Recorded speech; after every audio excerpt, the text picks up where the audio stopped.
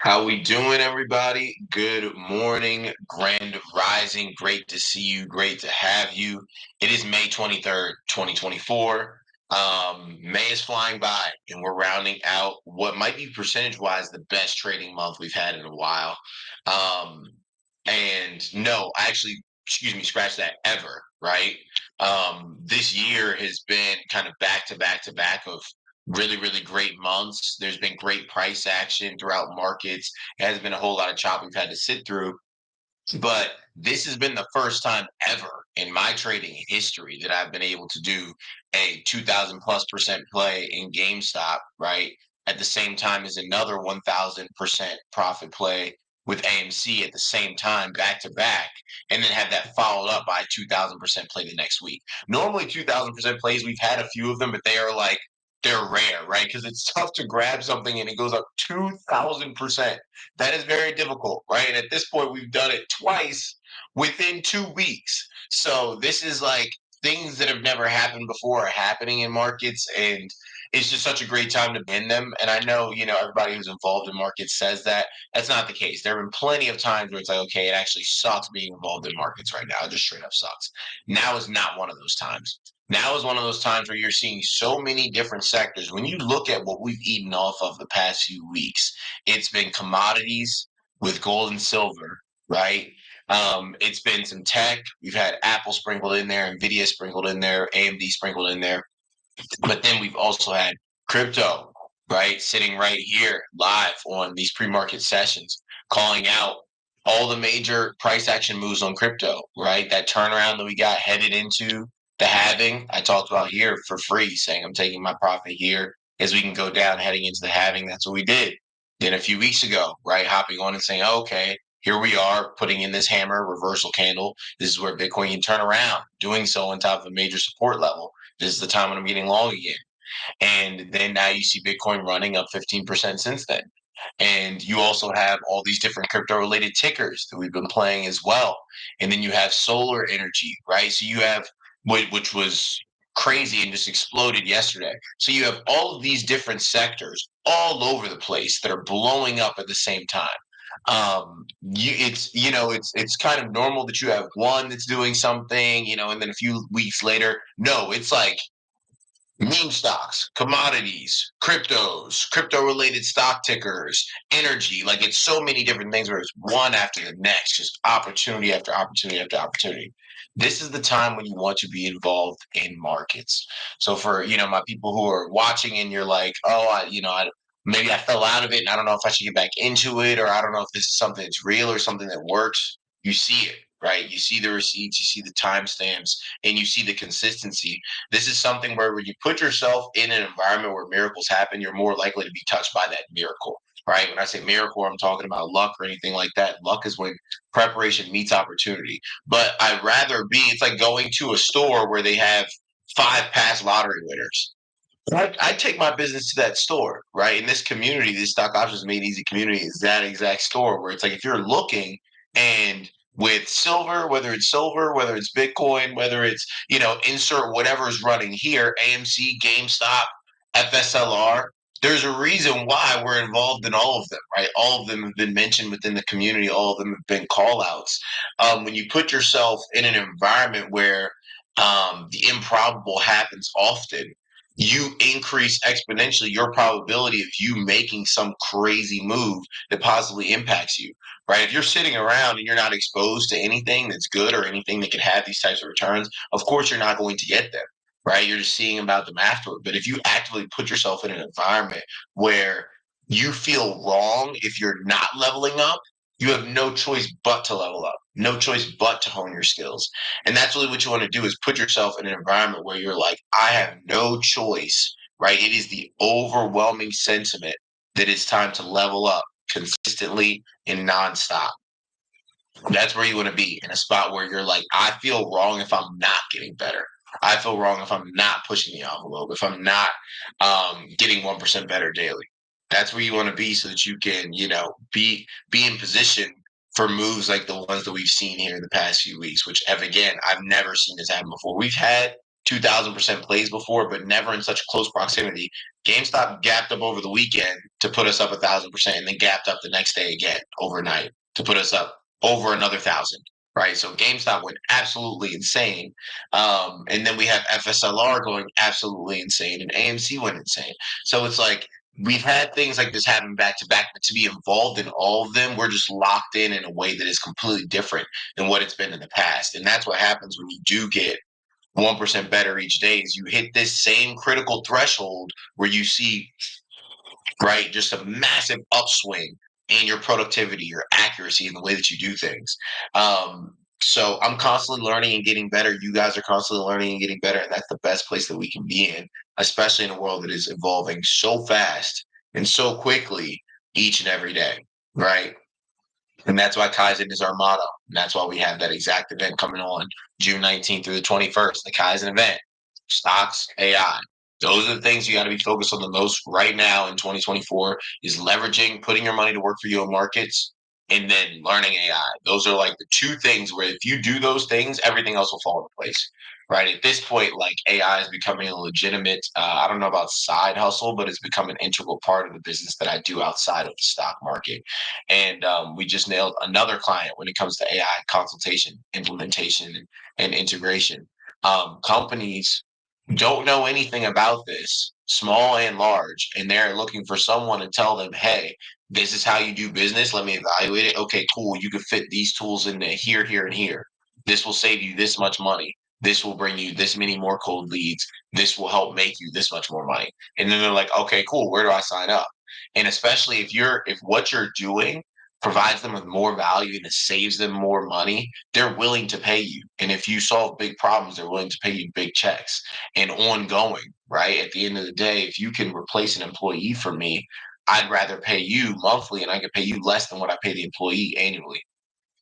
Like it's a no-brainer. And that's what all of these larger companies are doing too. And you look at Amazon and Pixar, right? Pixar laying off a crap ton of people. Why? Sora from OpenAI. They don't need all those people to animate anymore. They don't need those teams. They can crank out movies. Movies, I'm convinced, will be cranked out in less than a month in the future, right? In less than a month. Pretty easily, right? Pretty handily with this software because there's no need for the storyboards and all this long drawn up. Like you have people that know how to articulate the vision to artificial intelligence. And you need a small team, and you create a movie that used to cost millions of dollars to create, right? In the past, and tons and tons and tons of hours of manpower and hard labor, and now that's just not the case. So I say all that to say, put yourself in a community that exposes you to opportunities, whether it is stock market related, which we do, or AI related, which we do. Put yourself in those environments so that you can come across those things and learn those tools, and then you can introduce them to someone else and say, yeah, actually, I know a way to do this pretty easily. And they're like, wow. And all you did was take the time to put yourself in the right environment. 99% of people won't do that. And that's the biggest superpower of being a human today is knowing how other humans work. Once you know how other people work, you can use that to your advantage. I know that the majority of people are too lazy to do what we do in this community. I know it. And that's going to be our edge each and every time. So when people say find your edge, figure out what your thing is, my thing is that I know you're not going to be in the shower and listening to a podcast. I am, right? I know you're not going to be waking up at 6:15 a.m. on a Saturday in order to fool around with custom knowledge-based bots. I am, right? That is what you want to be focused on, is that I can't control what you're doing, but I can control what I'm doing. And I know that statistically speaking, what you're doing is probably streaming a TV show or asleep, right? Or worrying about only doing what your job is on paper and not providing any other value.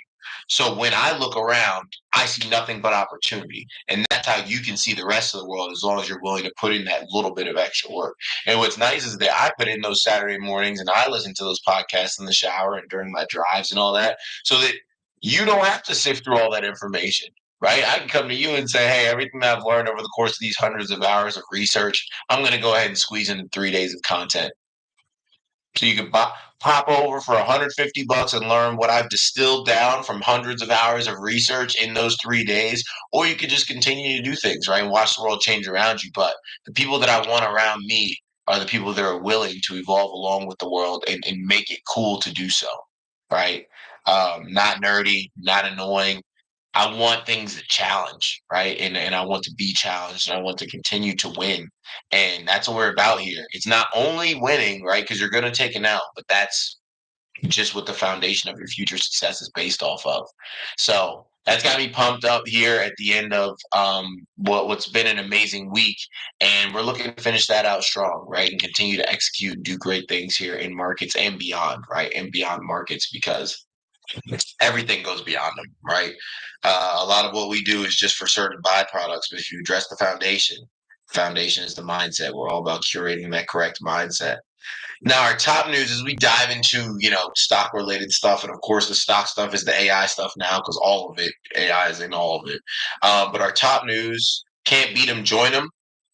The way publishers are approaching generative AI is changing as the media industry evolves its outlook on the technologies of the future. By the way, if you aren't, make sure you're signed up. www.imbetterdaily.com. Got that Kaizen event June 19th through the 21st. AI and stocks. That's where we'll be going over that. My phone is in the background going crazy. Just turn that off.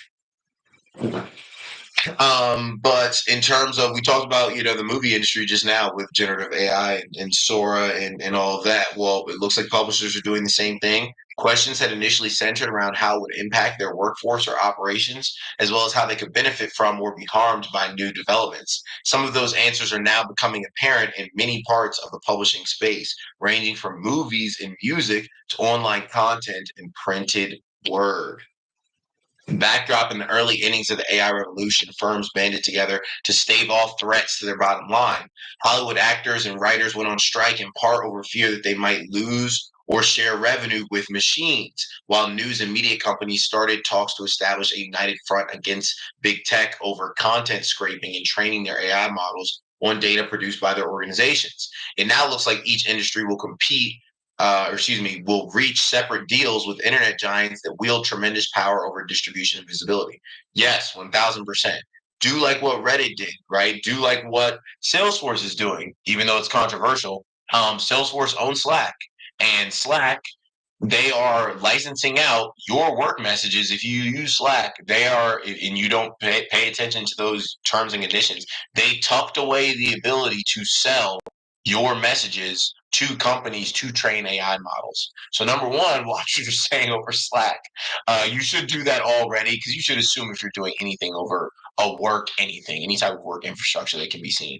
But it's also being used to train AI models. And a lot of companies don't know that. And I was reading an article on that too. They're just like, nobody reads the fine print anymore, but all these different companies that are involved in like the infrastructure of daily society, they've got something valuable.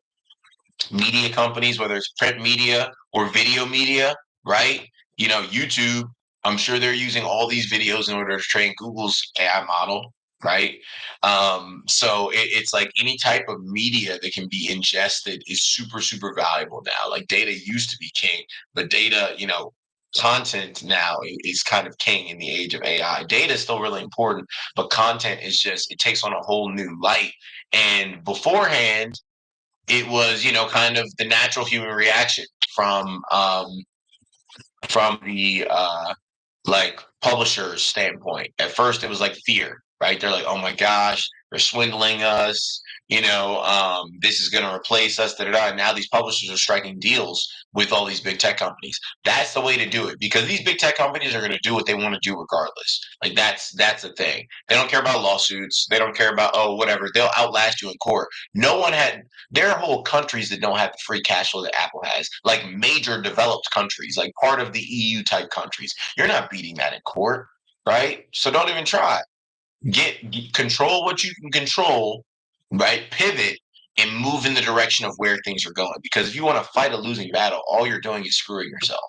And fighting against big tech in this regard is nothing but a losing battle, especially, in a society where it takes forever for like litigation and all that to work out. You'll be in court for forever. And by then, you'll have lost the opportunity for you to have any leverage. At least now, these companies still have leverage, right? They're like, hey, you need to pay me for this. If you're going to do it, pay me for it. I won't take you to court. Okay, cool. Right. But if you go and you let them train on, your data regardless while you're waiting to have your day in court, then they'll just swindle you, right? Okay, cool. I don't need to pay for your data anymore. Actually, my AI model is perfect now because I was using your data anyways. So they're realizing and they're recognizing it. They're processing in real time how they need to be on this wave. So when you look and you see big companies doing that, you want to take notes. It's the exact same thing for people, right? If I'm working in a sector and AI is kind of threatening the future of this sector where I might see myself in that future, figure out how you fit into that future picture. Don't just say, man, I pray to God that this company doesn't lay me off. Right? These companies, I got my grounding mat under here getting all flipped over. These companies do not care about keeping on employees, right? They don't care about how long you've been there. You guys have seen the videos. So and so works at company for 25 years. They give him gift basket with Nutri-Grain bars and M&Ms. If I give 25 years of my life, the last thing I want to sit there and look at is Nutri-Grain bars and M&Ms. And these companies just don't care. So figure out where the future is going and then pivot in that direction. And you can be the person within your company to help you do that, right?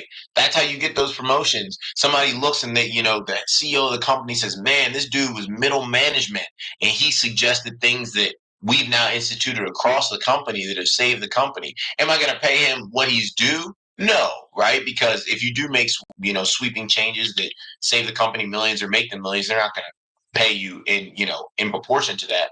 But they'll say when we do cuts, we're going to keep that guy on, right? Or hey, that guy can get a promotion.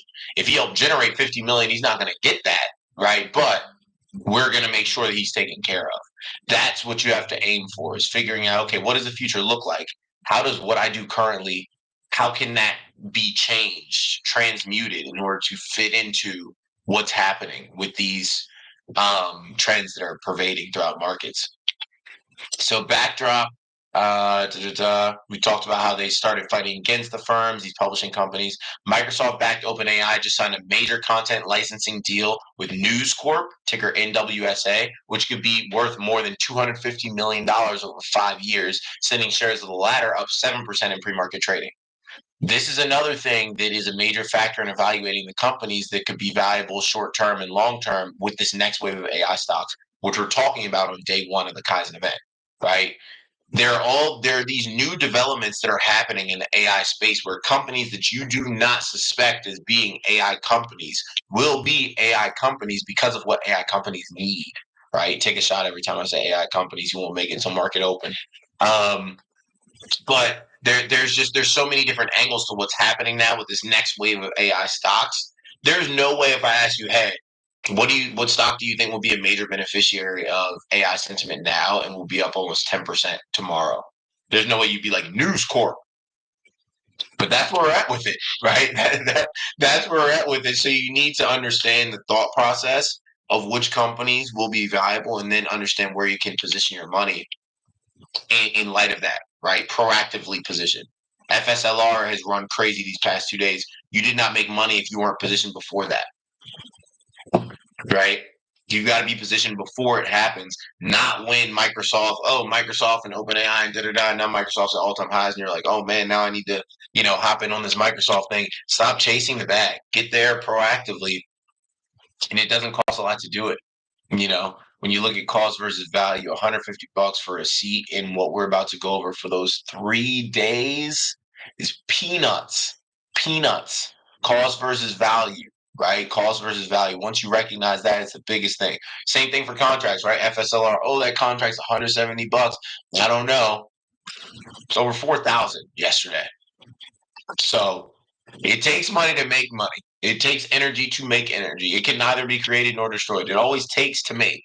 So you got to get comfortable with putting up things to be taken so that you can make what's necessary to move forward, right? So in terms of the deal with OpenAI and News Corp, that'll give OpenAI access to the Wall Street Journal, Barron's, and Market Watch, and follows similar deals with the Financial Times and Axel Springer, the parent company of Business Insider and other publications.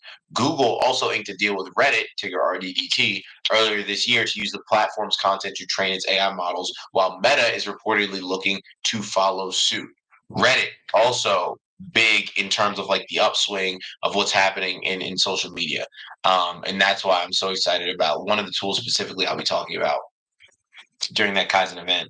But yeah, there are a lot of different tools here, AI tools, and Reddit is really ingrained in what's happening moving forward. I'm not saying go out and buy shares of Reddit, but I'm just saying like the kind of the trends of what's happening are positioning Reddit in a good spot, and there are things that Reddit is doing that's important for other companies to learn. Um, and also just the way that these other firms are developing, right? Like the average cost of ads on Facebook and Meta is insane now. Insane. It used to be you could get for what you paid for $5 worth of exposure on Facebook, you now have to pay $20 for. 4x the cost. And they've absolutely tanked engagement, right? Unless you're willing to go out and pay for it. So whenever that happens, you have all these other platforms that start to increase in popularity. Why? Because you're living in a pay to play world for all the other ones, which are trying to drive revenue, right? Meta at this point is really, really, really trying to be revenue driven. So they're trying to charge for each and everything. So you can see that uptick of other social networks getting used more because there's opportunity for growth. It's still that raw playground instead of it being some, kind of heavily regulated camp. In terms of outlook, things aren't only evolving in the world of content licensing, but are also beginning to change in the world of content writing. Journalists and writers are experimenting with generative AI for article outlines, headlines, and even text. Over at the Washington Post, a new strategy announcement reportedly declared that the paper has to have AI everywhere in our newsroom as it seeks to find a way out of its financial hole, right? I get goosebumps even reading this because there are so many companies and people that are in a bad way right now. So many, and it's not a secret. There's so many companies, so many people, so many families that are in a bad way. They're in dire straits and they're stuck and they don't really know how to get out or what to look for. And you have this technology here that can absolutely flip the script for all of them. That does not happen often. It really, really, really doesn't. Normally, you're just at the mercy of whatever the heck the market has for you and the economy has for you. You just got to deal with it. But like for something like this, that's the equivalent of like fire, the internet, for this to be happening right now as you're alive and old enough to do something about it, it's the time to do something about it, right? And that's how these companies are seeing it. The Wall Street Journal is like, please, right? This can be the way, right? This can be the way. I don't know what it's like I don't know if it's the Step Brothers quote or what movie quote it is, but it's like we got to figure out. Oh, I think it's super bad. Something goes on. They're like, we got to figure out how to make money off of this. Like that's literally what it is. It's like, look, this thing is happening and it's changing the game. And for all these different, companies that might have been dead and gone, they're like, we can find new life here. Just like Amazon found new life. Amazon was a crusty company before it was Amazon. You guys remember just when they sold books? They were on the verge of bankruptcy. All they did was sell books. And now they do everything, right? This is your time to glow up. You look at the old Bezos pictures and the new Bezos pictures. This is the time for you to have that Bezos evolution where you say, man, I was in a bad way, but I got to work and now I don't even recognize myself. That's what these companies are trying to do, and that's what we want to be trying to do as well. So publishing, just another of these industries that's embracing AI. Another reason why you want to make sure you are embracing AI, because there will definitely be those writers that are like, all my stuff is completely human written. You need to support me. People don't care. People don't care, man. Especially nowadays, like people do, they don't care for authenticity like they used to. And the thing is, how inauthentic is it? Because all we are is just a collection of electrical signals trained on our own experiences. What is AI? A collection of electrical signals trained on experiences, right? Like we all write based off our own experience. It's experiencing the same world, just at a larger scale. So how inauthentic is it, really? Not much different than us. All we do is we go out and we watch videos and we see things happen. What does AI do? We go out, we watch videos, we see things happen, so we read things. What does AI do? Reads things, watches videos, digest content. It's literally the same. And then it turns around and spits something out. That's all we do is take in things and then turn around and spit them out. So, at some point people will just stop even noticing the difference. Because in the long run, when you think about it, there really ain't much. In terms of more AI news, because this is our stock segment, but this is dominating the headlines. Superpower unleashed. Nvidia surged 6% after hours on Wednesday, breaking through the $1,000 level. Cha-ching, something else that was called out here in the pre-market prep sessions, that NVIDIA would hit 1,000, and NVIDIA smacked 1,000 here this year. After the semiconductor giant reported quarterly results and guidance that topped Wall Street's expectations, that wasn't all. The AI darling announced a 10-to-1 stock split, more than double its quarterly dividend, and sent the market on a ride with NASDAQ futures up 1% overnight trading.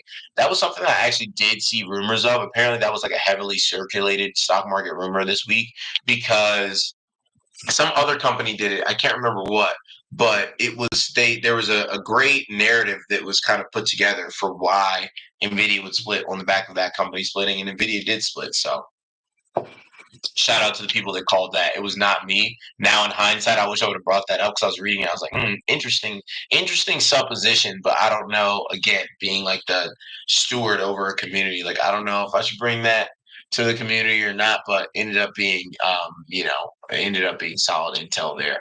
I believe that the expected move was 8%. So hopefully, people who played earnings didn't get IV crushed because it only surged 6%, and the implied move was 8%.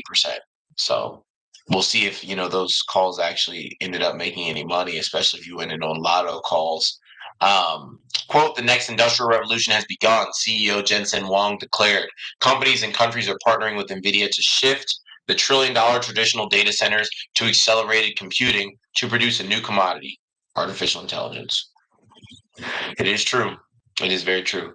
Snow also had earnings, and they made sure the CEO to talk about how much they've collaborated with NVIDIA, just so they can attach themselves to Jensen Huang, who's pretty much a rock star nowadays. And if you say you're with him, it's like you're with, I don't know, Eddie Murphy in like the 80s or 90s or whatever. Eddie Murphy was huge. The guy was like a rock star. Jensen Huang in the same league, right? Which is pretty funny. I'm sure he never thought that when he was just a nerd sitting in college trying to figure out how to get invited to parties and whatnot.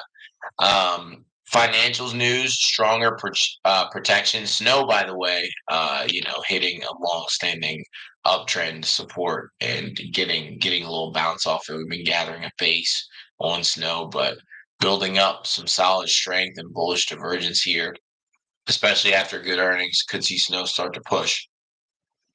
So keep an eye on that.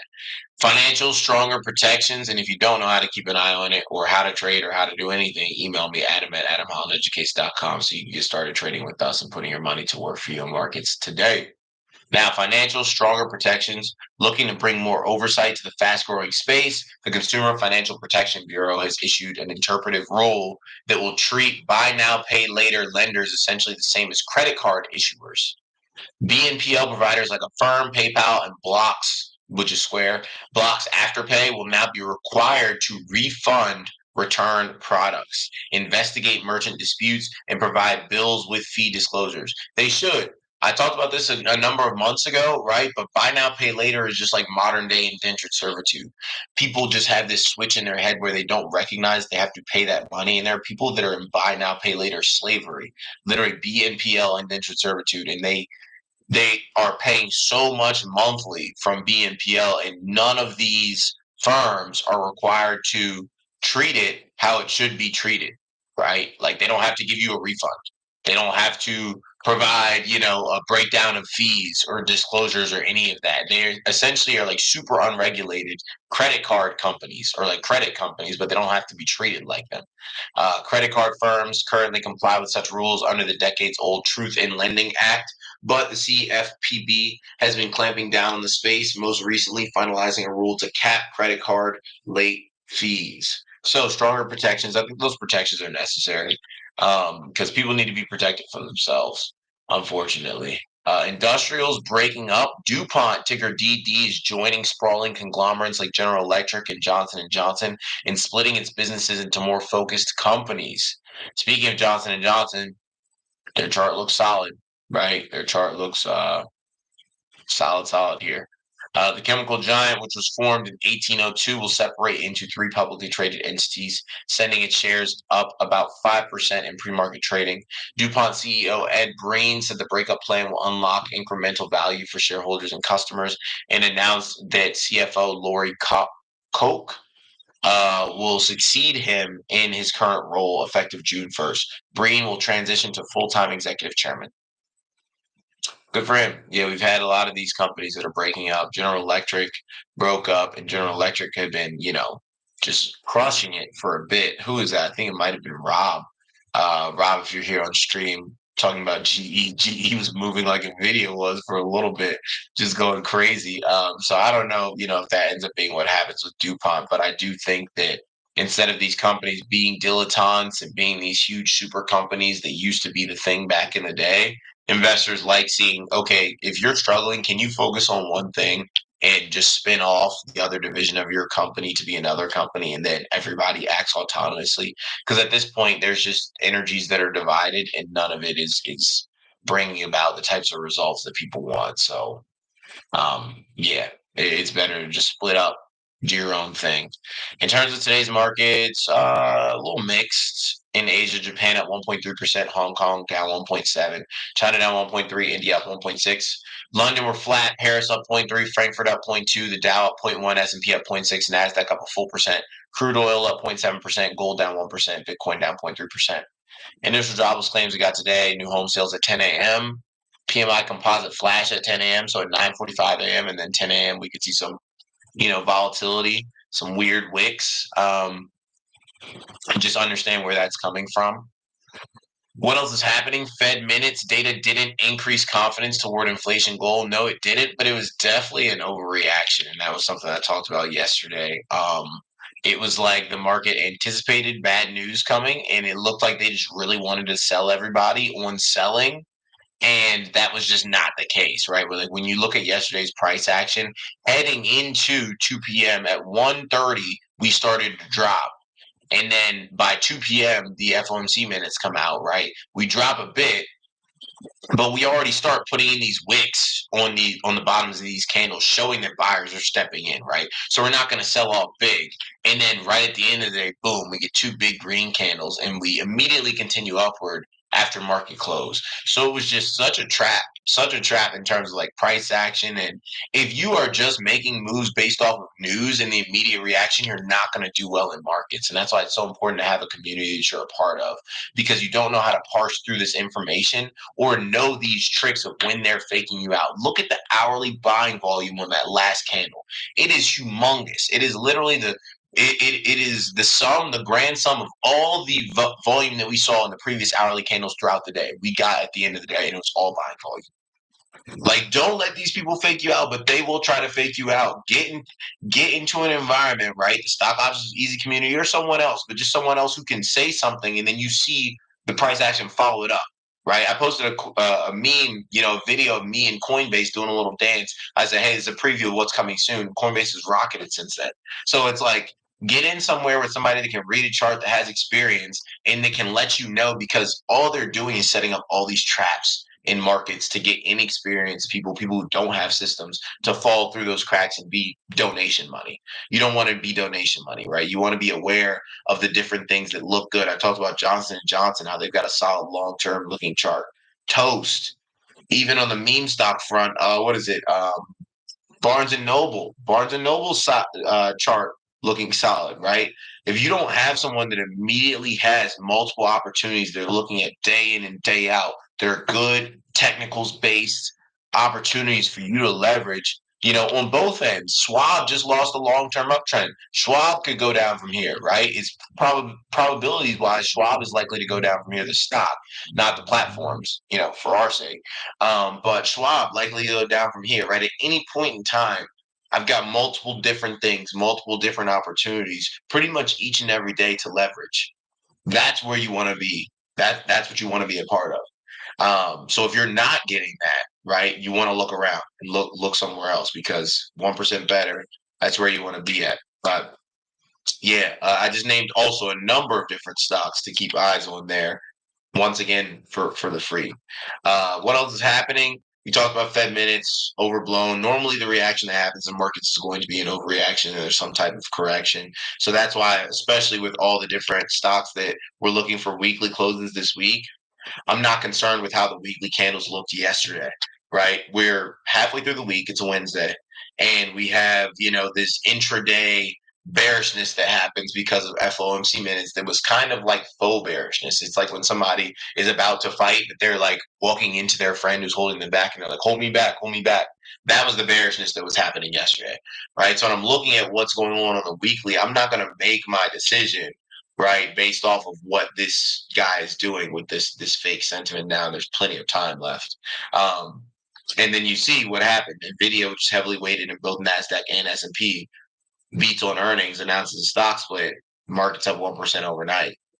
So now it's like all those weekly candles now look different. So with your weekly candles as well, make sure that you're giving those the time to fully develop, and then don't make any rash decisions until the time comes. Target, ticker TGT, falls after pointing to consumer discretionary softness. Walmart, strong. Target, weak. That's kind of been the name of the game the past few years, which is funny because people look at them the opposite. People see Target as like being better, and they see Walmart as being, crustier. Bird flu fears, vaccine makers see double-digit percentage gains. Biden cancels $7.7 billion more in student debt for 160,000 borrowers. Somebody's trying to get reelected. SpaceX spy satellites and new Russian space weapon. Wow. Snowflake revenue and outlook shatter expectations. Just mentioned Snowflake. Anglo American rejects new BHP offer but extends deadline. British Prime Minister Rishi Sunak calls for national election in July. Live Nation, ticker LYV, sinks on a report. DOJ antitrust action is ready. And then solar benefits, an end to China's profit slashing price war. We know what solar's done for us. Anyways, we got 3 minutes to market open. That ran long, but I guess, I'm covering for the fact that I probably won't be here for the live stream tomorrow as we kick off Memorial Day weekend. And we've done more than our fair share in profits for the next few months in the past 2 weeks. So, yeah, I'll probably not be here tomorrow, but we wanted to pack in a ton of good information, right? I think we got that done, naming all these different stocks and great opportunities and going over this news that we're seeing. I'd say that was a 2-day in one, little 2-in-1 package snack deal. But everybody be safe out there. Have a great weekend. I'm excited for what markets have to come, right? I've been saying it. I'll continue saying it. I'm excited for the event, June 19th through the 21st. Let's lock in. Let's get it. Remain patient today. Execute when necessary. But let's finish this week strong. I'll see you guys next week. Have a good one.